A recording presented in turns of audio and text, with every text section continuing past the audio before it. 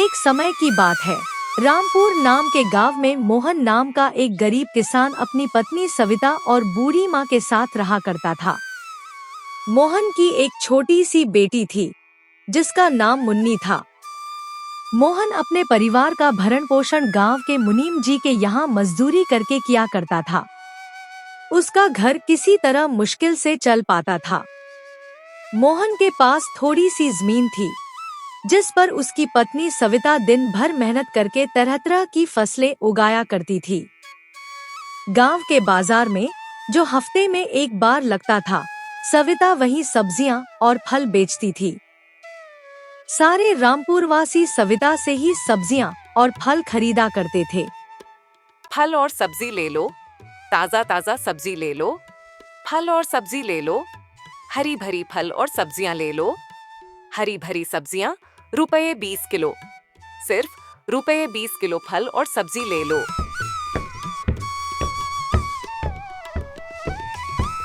अरे सविता, कैसी हो? घर में सब ठीक तो है ना? और मुन्नी कैसी है? मैं ठीक हूँ और घर में भी सब ठीक ही है। मुन्नी भी बिल्कुल ठीक है काका। और बताइए, आज बाजार कैसे आना हुआ और काकी कहाँ है? क्या बताऊं सविता, तुम्हारी काकी किसी काम से दूसरे गांव गई है। इस कारण रसोई का सारा काम मुझे ही करना पड़ रहा है।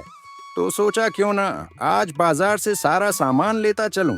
अच्छा, तो ये बात है माधव काका। अच्छा सविता, तुम ये बताओ, टमाटर कैसे किलो बेच रही हो? रोज की तरह 20 रुपए किलो ही बेच रही हूँ काका। अच्छा, ऐसा करो सविता, मुझे 1 किलो टमाटर दे दो। क्यों नहीं काका, अभी देती हूँ। इतना कहकर सविता मदन काका को 1 किलो टमाटर दे देती है और बदले में उनसे पैसे ले लेती है। सविता के खेत में एक पुराना कुआं भी था जो सालों भर सूखा ही रहता था। उस कुएं में एक बूंद पानी भी नहीं था। इस कारण सविता दूसरे गांव वालों के कुओं से पानी लेकर अपने खेतों की सिंचाई करती थी। लेकिन जब वह किसी और के कुएं से पानी लेती तो उस कुएं के मालिक धनीराम को यह बात बिल्कुल पसंद नहीं आती थी। उसे सविता से जलन होती थी।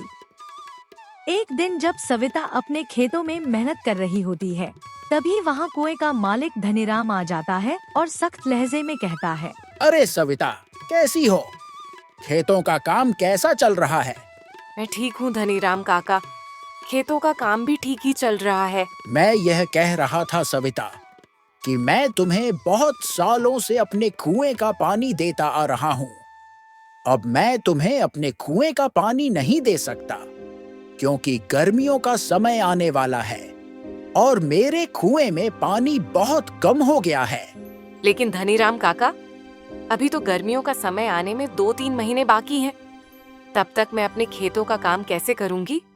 आप ही बताइए काका। मैं कुछ नहीं जानता सविता, यह तुम्हारी दिक्कत है। तुम अपना सोचो, मैं तुम्हें अपने कुएं का पानी नहीं दे सकता। यह सुनकर सविता मन ही मन बहुत दुखी हो जाती है और घर जाकर अपने पति मोहन को सारी बातें बता देती है। ये क्या हो गया भाग्यवान, ये कैसी परेशानी आ पड़ी। अब हमारा घर का गुजारा कैसे होगा? आप चिंता ना करें, ऊपर वाला सब देख रहा है। प्रभु हमारी मदद जरूर करेंगे। अच्छा ठीक है सविता, तुम जाकर आराम करो, मैं धनीराम काका से मिलकर आता हूँ। इतना कहकर मोहन धनीराम काका के घर पर जाता है। धनीराम काका, अरे ओ धनीराम काका, घर में हो कि नहीं? अरे कौन है भाई, रुको, आता हूँ। अरे मोहन, तुम हो? मेरे घर कैसे आना हुआ? धनीराम काका, मुझे सविता ने बताया कि आपने हमें कुएं का पानी देने से मना कर दिया। हाँ मोहन, यह बात सच है कि मैंने सविता को अपने कुएं का पानी लेने के लिए मना कर दिया। ऐसा क्या हो गया धनीराम काका? देखो मोहन, मैं तुम्हें कई सालों से अपने कुएं का पानी देता आ रहा हूँ और इस बार गर्मियों का समय आने वाला है। इस कारण मेरे कुएं का पानी बिल्कुल सूख कर कम हो गया है। अगर मैं तुम्हें अपने कुएं का पानी देता हूँ तो मुझे गर्मियों में बहुत परेशानी होगी।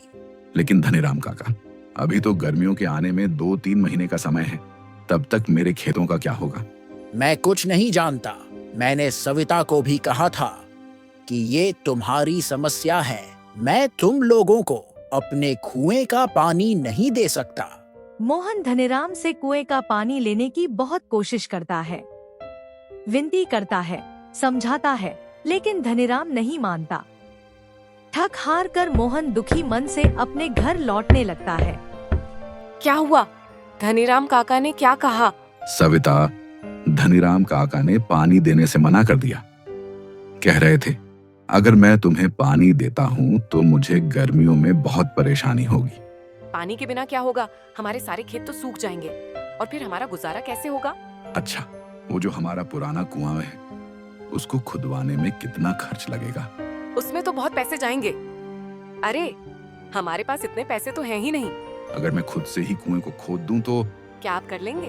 हाँ, अब कुआं मिस्त्री कर लेता है तो मैं क्यों नहीं कर सकता? अच्छा, तो कल सुबह सुबह दोनों कुएं के पास चलेंगे? भाग्यवान, जाओ, मुझे बहुत भूख लग रही है। जाओ, घर में जो कुछ भी है वो फटाफट लेकर आओ। इतने में उसे एक आवाज सुनाई देती है। ये किसकी आवाज है? दोनों मोहन और सविता बाहर निकाल कर देखते हैं तो पाते हैं कि एक साधु महाराज उनके घर के बाहर भिक्षा मांगने के लिए खड़े हैं। बेटा, कुछ खाने के लिए है? मैंने 2 दिन से कुछ भी नहीं खाया है। अरे साधु महाराज, हम पहले से ही इतने गरीब हैं, हम जैसे तैसे करके अपना जीवन गुजार रहे हैं, ऐसे में हम आपको कहां से दान दें?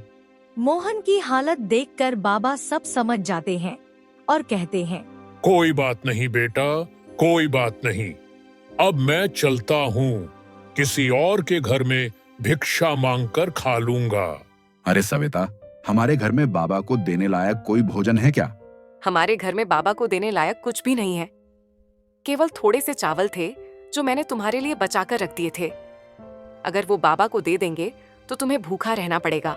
रुकिए बाबा, भाग्यवान, जाओ और मेरे हिस्से का जो भोजन है वो बाबा को दे दो। लेकिन अगर मैंने आपके हिस्से का चावल बाबा को दे दिया तो आपको भूखा रहना पड़ेगा। तुम उसकी चिंता मत करो भाग्यवान। वैसे भी अगर मैं बाबा को भूखा जाने दूंगा तो मेरे गले से भोजन नहीं उतरेगा। जाओ, वो भोजन लेकर आओ। सविता मोहन की बात मानकर बाबा को मोहन के हिस्से का भोजन दे देती है। धन्यवाद बेटा, धन्यवाद। भले ही तेरे अभी बुरे दिन चल रहे हैं, मगर ऊपर वाला सब देख रहा है। वह एक दिन तेरी अवश्य सुनेगा। अगले दिन सुबह सुबह मोहन और सविता अपने सूखे कुएं की खुदाई करने खेत की ओर निकल जाते हैं। देखो सविता, देखो, हमारे कुएं में तो एक भी बूंद पानी नहीं है। हाँ मुनि के पापा, आप ठीक कह रहे हैं प्रभु। हमारी कौन सी परीक्षा ले रहे हैं? मोहन कुएं में नीचे उतरकर खुदाई शुरू करता है। थोड़ी देर खुदाई के बाद अचानक कुएं की दीवार के एक पत्थर के पीछे से पानी का फव्वारा फूट पड़ता है। अरे, ये पानी कहां से आ रहा है? मुझे तो अपनी आंखों पर विश्वास ही नहीं हो रहा। मुझे लगता है कि ये सब मेरे अच्छे कर्मों का फल है जो मुझे मिला। भाग्यवान सही कह रही थी और बाबा जी भी सही कह रहे थे कि तुम्हारे कर्मों का फल तुम्हें अवश्य मिलेगा। ऊपर वाले ने मेरी सुन ली। अब मैं इस पानी से अपने खेत की सिंचाई अच्छी तरह कर सकूंगा। मोहन बहुत खुश हो जाता है। वो ऊपर जाकर सविता से कहता है, भाग्यवान, प्रभु ने हमारी सुन ली। नीचे पत्थर से पानी निकल रहा है। तो दोस्तों, आपने देखा, जो अच्छा कर्म करता है उसके साथ हमेशा अच्छा ही होता है।